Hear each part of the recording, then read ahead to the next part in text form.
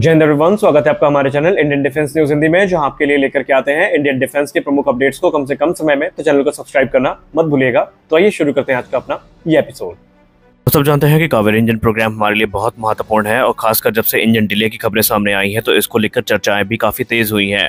और इसी में कावेरी इंजन प्रोग्राम में एंट्री हुई है ब्रह्मोस एरोस्पेस की।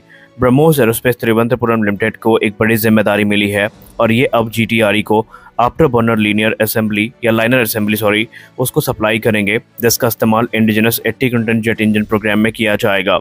आपको बता दें कि कावेरी इंजन प्रोग्राम को लेकर के हम सब कॉन्फिडेंट हैं कि इसमें सर्टिफिकेशन शीघ्र अतिशीघ्र मिल जाएगा और GTRE का ये दावा है कि एक दशक के अंतर्गत वो 90 क्विंटन थर्स्ट क्लास का इंजन विकसित करने में सक्षम होंगे, जिनका इस्तेमाल हमारे इंडिजिनस फाइटर जेट में किया जा सकेगा। तो ये डेवलपमेंट काफ़ी इंपॉर्टेंट बन जाता है। तेजस मार्क 1 की डिले की खबरों ने हम सबको निसंदेह काफ़ी निराश किया है, क्योंकि हम सब उम्मीद लगाए बैठे थे कि हमें शायद जुलाई के अंत तक ये एयरक्राफ्ट देखने को मिल जाए। तो ये चीज़ें तो नहीं होने वाली हैं, लेकिन एक नई और कंफर्म टाइमलाइन अब सामने आ चुकी है और अब ये टाइमलाइन अडिग है। इसमें किसी प्रकार की डिले आपको देखने को नहीं मिलेगी। DD न्यूज़ के हवाले से एक रिपोर्ट सामने आई है, जहां पर ये कंफर्म कर दिया गया है कि भारतीय वायुसेना को जो पहला तेजस मार्क 1A है, ये 15 अगस्त यानी स्वतंत्रता दिवस के अवसर पर प्रदान किया जाएगा और उसी समय इसका ऑफिशियल इंडक्शन किया जाना है। माना जा रहा है कि जो पहला तेजस मार्क 1A है, ये भारतीय वायुसेना के स्क्वाड्रन 23 पैंथर्स, जिसको हम पैंथर के नाम से जानते हैं, उसमें शामिल किया जाएगा और बाद में जो स्क्वाड्रन दूसरी हैं उनमें इनको इंडक्ट करना शुरू किया जाएगा। तो ये एक बड़ी रिपोर्ट है जो थोड़ा राहत का यहाँ पर एहसास करवाती है। तो जहाँ रक्षा क्षेत्र में काफ़ी तेजी देखने को मिली है और इंडिजिनस प्रोग्राम को फास्ट ट्रैक करने की कवायद शुरू करी गई है, तो इसी बीच रक्षा राज्य मंत्री जी का दौरा भी हुआ है।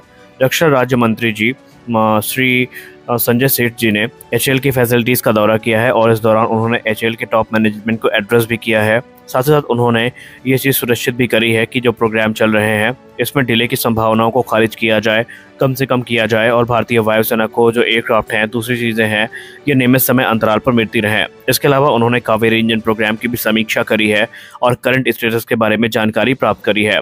आपको बता दें कि GTRE इस समय फाइनल स्टेजेस में है सर्टिफिकेशन को प्राप्त करने के, और उसके बाद आफ्टर बर्नर मॉड्यूल के साथ कावेरी इंजन का इंटीग्रेशन तेजस में किया जाएगा और फिर वहां पर चरणबद्ध टेस्टिंग शुरू होगी और टेस्टिंग में जो रिजल्ट मिलेंगे उन्हीं के आधार पर आगे चल के 90 क्विंटन फर्स्ट क्लास के इंजन का निर्माण शुरू किया जाएगा, जो कि एक दशक के अंदर पूरे किए जाने का टारगेट रखा गया है। दोस्तों, भारतीय वायुसेना के लिए जितने इंपॉर्टेंट फाइटर जेट्स हैं, जितने इंपॉर्टेंट ट्रांसपोर्ट एयरक्राफ्ट है, उतने ही इंपॉर्टेंट हेलीकॉप्टर्स भी हैं और अब इस क्षेत्र में एक नई रिपोर्ट सामने आई है।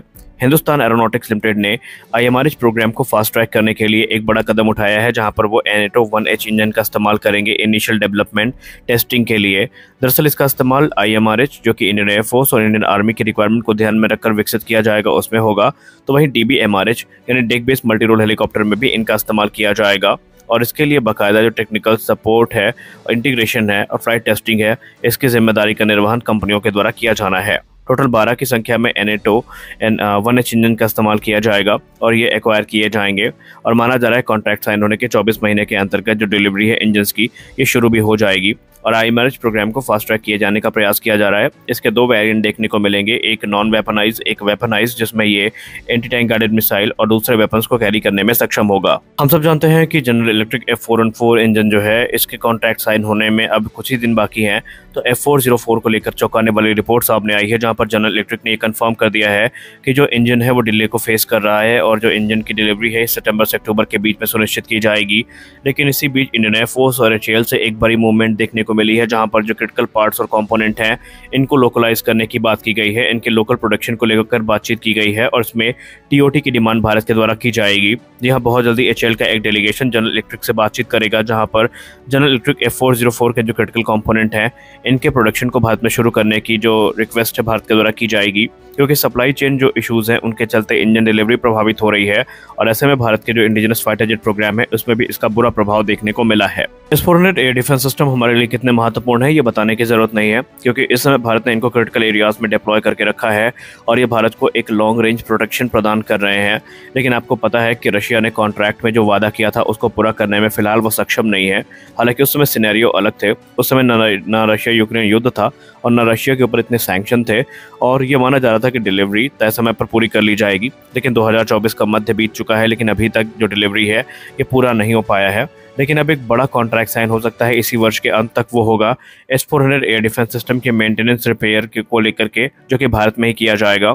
इसके अलावा कॉन्ट्रैक्ट में जो इम्पोर्टेंट स्पेयर्स हैं, इम्पोर्टेंट इक्विपमेंट हैं, इनके प्रोडक्शन को लेकर बातचीत की जा रही है, जो कि भारत में ही मैन्युफैक्चर किए जाएंगे।